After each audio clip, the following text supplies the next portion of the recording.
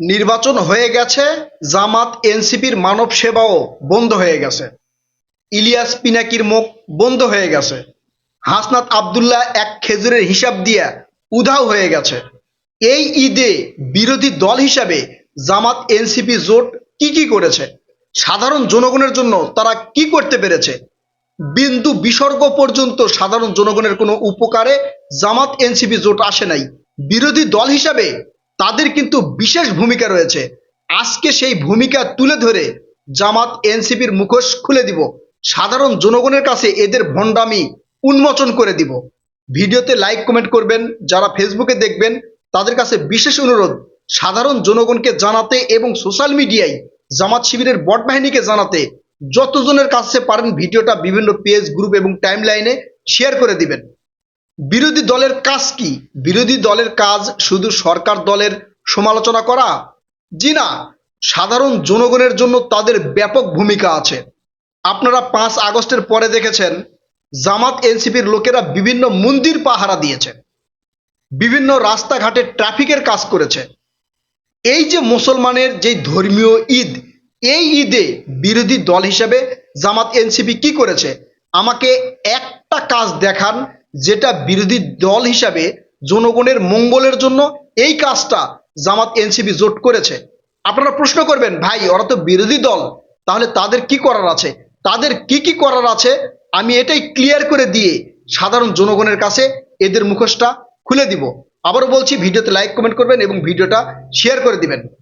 দেখেন, বিরোধী দলের প্রধান কাজ হচ্ছে সরকার যে কাজগুলো করবে সেটা যদি ভালো হয় সেটাকে সাপোর্ট করা, আর যদি খারাপ হয় সেটাকে সমালোচনা করা, যাতে সরকার কোনো দুর্নীতি অনিয়ম করতে না পারে। এই যে ঈদ, এখন ঈদে ঢাকা থেকে লক্ষ লক্ষ মানুষ দেশে যাচ্ছে, সেখানে বিএনপির যারা এমপি মন্ত্রী তারা রাজপথে যাচ্ছে এবং সড়ক পরিবহন মন্ত্রী বিভিন্ন টার্মিনালে গিয়ে সাধারণ জনগণের কাছ থেকে বা যাত্রীদের কাছ থেকে জিজ্ঞাসা করতেছে যে আপনাদের কাছ থেকে বেশি ভাড়া নেওয়া হচ্ছে কিনা। তাকে দেখে হয়তো অনেকেই বলতে পারছে না, সঠিক কথা বলতেছে না। বাস মালিক মালিক যারা আছে বা ওই ড্রাইভার হেল্পার যারা আছে বা বিভিন্ন সিন্ডিকেট আছে, তারা চালাকি করে কোনো অনিয়ম দুর্নীতি কিন্তু করতে পারে বা করেছে, অনেক জায়গায় করেছে। এই অনিয়ম দুর্নীতি এটা কিন্তু বন্ধ করে দিতে পারতো জামাত এনসিপি জোট। এখন প্রশ্ন হচ্ছে কিভাবে? দেখেন, নির্বাচনের আগে জামাত এনসিপি জোট বিভিন্ন সমাজ সেবামূলক কাজে তাদের স্বেচ্ছাসেবক দল নিয়োজিত করেছিল। ট্রাফিক পুলিশেও স্বেচ্ছাসেবক দল কিন্তু নিয়োজিত করেছিল।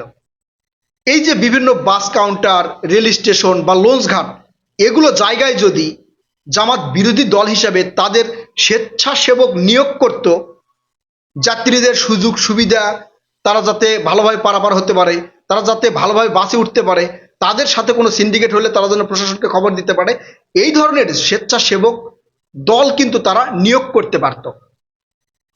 এখন আপনারা আরেকটা প্রশ্ন করবেন যে এটা বিএনপির লোকজন কেন করলো না? বিএনপির লোকজনের তো করা উচিত ছিল। জি না, বিএনপির লোকজনকে যদি স্বেচ্ছাসেবক দল হিসাবে বিভিন্ন লঞ্চ ঘাট, বাস স্টেশন, সিএনজি স্টেশন বা কোনো জায়গায় দেওয়া হয়, যদি কোনো রকম অনিয়ম হয় তখন এই বিরোধী দল যারা আছে তারা বলতো বিএনপি চাঁদাবাজি করার জন্য এই স্বেচ্ছাসেবক দল সেখানে নিয়োগ দিয়েছে। স্বেচ্ছাসেবক দল নিয়োগ দেওয়া বিএনপির কাজ নয়, সরকার দলীয় লোকজনের কাজ নয়। স্বেচ্ছাসেবক নিয়োগ দেওয়ার কাজ হচ্ছে বিরোধী দলের। তারা যদি এই নিয়োগগুলো দিত তাহলে ওখানকার প্রশাসন বা বিএনপির নেতাকর্মীরাও যদি দুই একজন হয়তো অনিয়ম দুর্নীতি করতে চাইতো সেটা কিন্তু করতে পারতো না। সাধারণ জনগণ এমনিতে যত ভালোভাবে গিয়েছে, হয়তো 95% ভালোভাবে দেশে যেতে পেরেছে, 5% যেতে পারে নাই, কিন্তু বিরোধী দল যদি স্বেচ্ছাসেবক সেখানে নিয়োগ করত তাহলে 100% ভালোভাবে সাধারণ জনগণ, যে 5% একটু অনিয়ম দুর্নীতির মধ্যে পড়েছে, তারাও কিন্তু সঠিকভাবে যেতে পারত।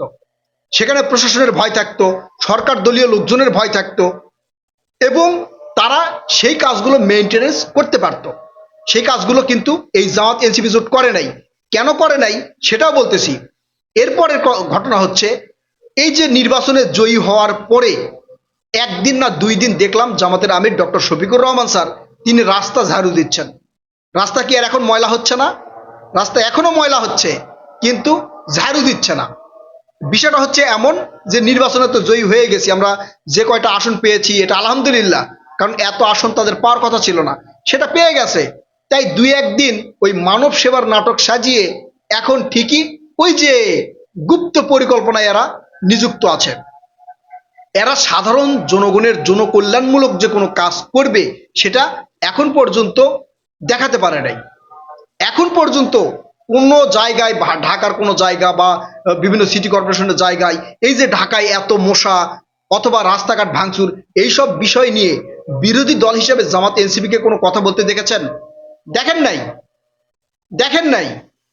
এটা ভবিষ্যতে আরো দেখবেন না, কারণ তাদের যে পরিকল্পনা কোনোভাবে ক্ষমতায় যাওয়া, সেই পরিকল্পনায় তারা স্ট্যান্ড রয়েছে। অপরদিকে বিএনপির খুঁটিনাটি বিষয়ে কোনো দুর্নীতি অনিয়ম বা কোনো একটা অভিযোগ যদি পাই, সাংবাদিক ইলিয়াস আর হাঙ্কে গুপি গুপি, এই গুপি একের পর এক ফেসবুকে পোস্ট দিতেই থাকে, ফেসবুকে পোস্ট দিতেই থাকে। এই ক্ষেত্রে তারা যে জামাত এনসিপিকে বুদ্ধি দেয়, এই বুদ্ধিটা দিতে পারে নাই যে আপনারা বিরোধী দল হিসেবে জনকল্যাণমূলক কাজ হিসেবে আপনারা স্বেচ্ছাসেবক নিয়োগ দেন, বিভিন্ন টার্মিনালে, লঞ্চ ঘাটে, রেল স্টেশনে নিয়োগ দেন। কোনো অনিয়ম দুর্নীতি হলে প্রশাসনকে জানাবে, বা যারা অসহায় বৃদ্ধ হতদরিদ্র যারা আছে বা যারা চলাফেরা করতে পারে না, এই যে প্রতিবন্ধী যারা আছে তাদেরকে সহযোগিতা করে বাস ট্রেন বা টার্মিনালে তুলে দিবে। সেখানে ছিনতাই হচ্ছে কিনা, সেখানে কোনো অনিয়ম হচ্ছে কিনা সেদিকে নজর রাখবে। এটা কি করতে পারতো না? এটা করে নাই। এই বুদ্ধিও কিন্তু সাংবাদিক ইলিয়াস এবং এই গুপি দেয় নাই। যদি দিত আর মানুষজন যদি আরো 100% ভালোভাবে যেত, তাহলে বিএনপির বিরুদ্ধে আর ন্যারেটিভ তৈরি করতে পারতো না যে এই যে অনিয়ম হয়েছে, এই যে দুর্নীতি হয়েছে, এগুলো কিন্তু বলতে পারতো না। অর্থাৎ তারা ন্যারেটিভ বিএনপির বিরুদ্ধে তৈরি করার জন্যই এই কাজগুলো করেছে, বা সাধারণ জনগণকে তারা সহযোগিতা করে নাই। তাদের যে কাজ তারা কিন্তু সেই কাজ করে নাই। নির্বাচনের পর থেকে এমন কোনো ভালো সুন্দর জনকল্যাণমূলক কোনো ন্যারেটিভ এই জামাত এনসিপি তৈরি করতে পারে নাই। ওই যে গুপি বিভিন্ন ধরনের মানে ন্যারেটিভ তৈরি করে ইউটিউবে, সেও কিন্তু বিএনপির বিরুদ্ধে কোনো ন্যারেটিভ তৈরি করতে পারে নাই। বিধায় এই সরকারকে অসহযোগিতা করে, বিএনপি সরকারকে অসহযোগিতা করে তারা কোনো একটা অনিয়ম দুর্নীতি হয়তো দুই একটা বিচ্ছিন্ন ঘটনা ঘটেছে, এই ঘটনাকে ফুলিয়ে ফাঁপিয়ে একবারে বৃহৎভাবে ছড়িয়ে দেওয়ার চেষ্টা করতেছে। কারণ সোশ্যাল মিডিয়ার যে বট বাহিনী রয়েছে, সেই বট বাহিনীগুলো তাদের মানে সাপোর্ট করে, ভিডিওগুলো শেয়ার করে দেয়। বিএনপির বিরুদ্ধে কোনো ধরনের কিছু পাচ্ছে না, তাই যেই দুই চারটা পাচ্ছে সেটা একবারে ব্যাপকভাবে ছড়িয়ে দিচ্ছে। কিন্তু আমার প্রশ্ন হচ্ছে, এই ঈদ যাত্রায় সাধারণ জনগণ বাসায় গেল, তারা যা হোক সেখানে ঈদ করবে, তারা তাদের পক্ষ থেকে বিরোধী দল হিসেবে জনকল্যাণমূলক কি কাজ করেছে? সরকার সরকারকে কি দেখাতে পেরেছে? সাধারণ জনগণকে কি দেখাতে পেরেছে? কিচ্ছু দেখাতে পারে নাই। কারণ এদের যেই উদ্দেশ্যটা ছিল সংসদে বিরোধী দল হিসেবে যাওয়ার, সেই উদ্দেশ্য পূর্ণ হয়েছে। এদের উদ্দেশ্য ছিল আগে যেমন ওই 3টা 4টা বা 18টা আসন পেয়েছে, এইবার তার চেয়ে অনেক বেশি আসন পেয়েছে। তাদের জোট মিলে প্রায় 77টা আসন পেয়েছে।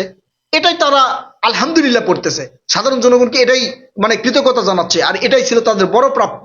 এই আশাতেই তারা ছিল। তারা জনগণের যেই উপকার হবে, জনগণের কল্যাণ হবে, এমন কোনো কাজে তাদেরকে দেখা যাবে বলে আমি মনে করি না। ভবিষ্যতে আপনারা দেখে নিন, আমার কথাগুলো মিলিয়ে নিন। এতদিন যে কথাগুলো বলেছি সেখানকার কেউ ভুল যেহেতু আপনারা ধরতে পারেন নাই, ভবিষ্যতে এই কথাগুলো মিলিয়ে নেবেন ইনশাল্লাহ। এরা জনকল্যাণমূলক কোনো কাজ করবে বলে আমার মনে হয় না। সরকারকে ভালো কাজ করতে বাধ্য করবে বলে মনে হয় না। কারণ সরকার যদি ভালো কাজ করে, সরকারের বিরুদ্ধে আর কথা বলতে পারবে না, কারণ কোনো ধরনের ন্যারেটিভ তার তৈরি করতে পারছে না। আপনাদের কাছে প্রশ্ন, আপনারা আমাকে এই ঈদে জনকল্যাণমূলক এমন একটা কাজ দেখাবেন যেটা জামাত এনসিপি করেছে, সাধারণ জনগণের জন্য ভালো কাজ করেছে। হাসনাত আব্দুল্লাহ তিনি এসে অনলাইনে একটা খেজুরের হিসাব দিয়ে তিনি উধাও হয়ে গেলেন। কই, তিনিও তো এখন পর্যন্ত কোনো স্বেচ্ছাসেবক দল কোথাও নিয়োগ দেয় নাই যে এখানে আপনারা থাকবেন, কোনো যাত্রী যেন মানে ইয়া না হয়, হয়রানি না হয়, কোনো ধরনের অনিয়ম দুর্নীতি না হয়, সেও কিন্তু দেয় নাই। কিন্তু ঠিকই তিনি ফেসবুকে আসে খেজুরের হিসাব দিবে, চালের হিসাব দিবে। বুঝছেন বিষয়টা? যেখানে কল্যাণ হবে সেই জায়গায় না করে ফেসবুকে দিবে। বাস্তবে সেটা বাস্তবায়ন হবে কিনা বা হচ্ছে কিনা সেটা পরবর্তীতে সাংবাদিকদের অনুসন্ধানে হয়তো দেবীদ্বারের চিত্র আমাদের কাছে দেবীর মতো ফুটে উঠবে, সেটা আমরা পরবর্তীতে দেখতে পারবো। প্রিয় দর্শক, আপনাদের কাছে শেষ প্রশ্ন করি, আপনারা এই নির্বাচনের পর থেকে জামাতের জনকল্যাণমূলক ভালো একটা কাজ দেখান, ভালো একটা কাজের কথা কমেন্ট করে যাবেন এবং আমাকে দেখিয়ে যাবেন যে আপনি যে কথা বলেছেন সেটা মিথ্যা, জামাত এই ভালো কাজগুলো করেছে। তারা এই জুলাই সনদ নিয়ে পড়ে আছে, কারণ জুলাই সনদ যদি বাস্তবায়ন হয় তাদের লাভ আছে, সংসদে উচ্চকক্ষ গঠন হবে, সেখানে ভোটের যে আনুপাতিক হার সেই আনুপাতিক হারে তারা সেখানে এমপি মন্ত্রী দিতে পারবে। এই জন্য তারা জুলাই সনদ করে পাগল হয়ে গেছে। বুঝাতে পেরেছি এখন আপনাকে? এই জুলাই সনদ ছাড়া জনকল্যাণমূলক কোনো কাজে তাদেরকে দেখা যাচ্ছে না, কোনো কাজেই দেখা যাচ্ছে না, কোনো কাজ তাদের কাছ থেকে এখন পর্যন্ত সাধারণ জনগণ পায় নাই, সাধারণ জনগণ কোনোভাবেই উপকৃত হয় নাই। এই এত বড় একটা ঈদ গেল, পুরো রমজান, দুই এক জায়গায় দেখলাম ইফতারি দেওয়া হয়েছে, জামাতের আমির তিনি বললেন এই চায়নাদের সাথে যুক্ত হয়ে বাংলাদেশে ইফতারি দিয়েছেন। আবার অনেকেই অভিযোগও করতেছেন এটা নাকি জামাত নিজের নামে চালিয়ে দিয়েছে, যে আমরাই হচ্ছে করেছি এই ইফতারির যে সামগ্রীটা সেটা দিয়েছি। পরবর্তীতে জানতে পারলাম এটা জামাত নয়, সম্পূর্ণ অর্থায়ন করেছে চীন। চিন্তা করেন, সম্পূর্ণ অর্থায়ন করেছে চীন, আর সেইটা জামাত তার ক্রেডিট নিয়ে নিল। প্রিয় দর্শক, আপনাদের কাছে আবারও প্রশ্ন করছি, নির্বাচনের পর থেকে জামাত এনসিপি জোটের একটা জনকল্যাণমূলক ভালো ন্যারেটিভ বা ভালো কাজ আপনারা কমেন্ট করে যাবেন, আমি সেটা বিচার বিশ্লেষণ করে দেখব, মিলিয়ে দেখব, যদি সঠিক হয় তাহলে আমি আপনাদের কাছে ক্ষমা চাইব।